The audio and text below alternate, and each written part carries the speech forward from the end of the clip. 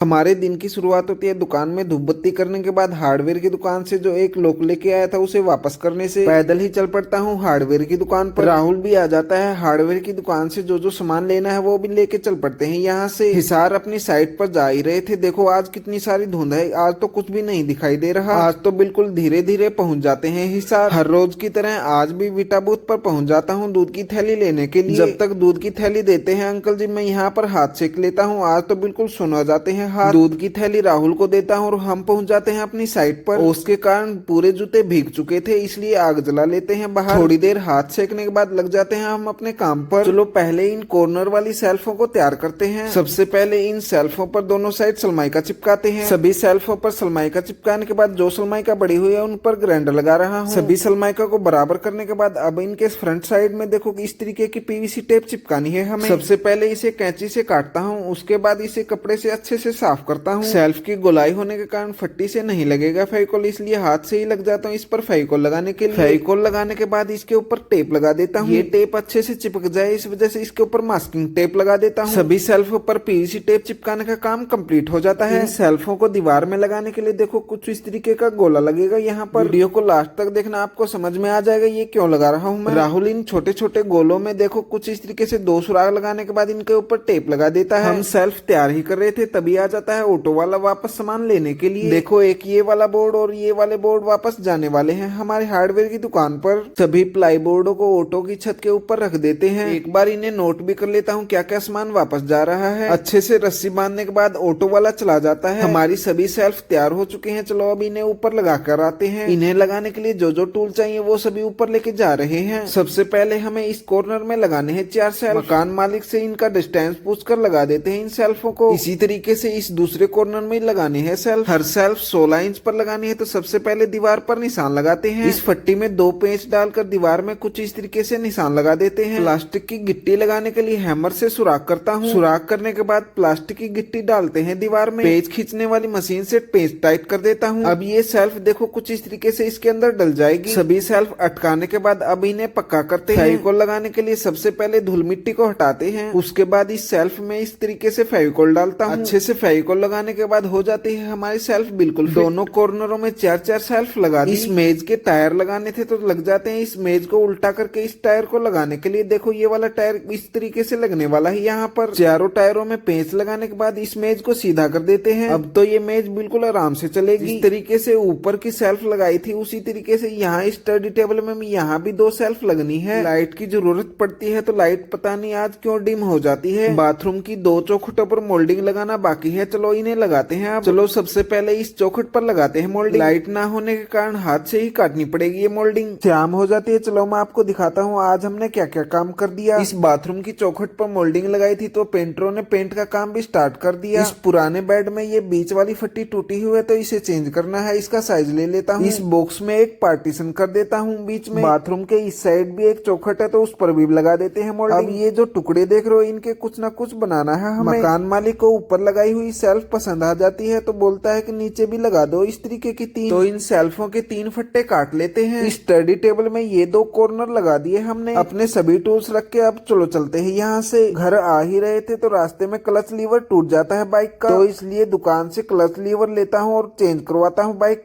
का liver change करवाने के बाद पहुंच जाता हूँ घर। हो जाता है आज के हमारे मिनी व्लॉग का एंड। प्लीज दोस्तों लाइक से सब्सक्राइब जरूर कर देना।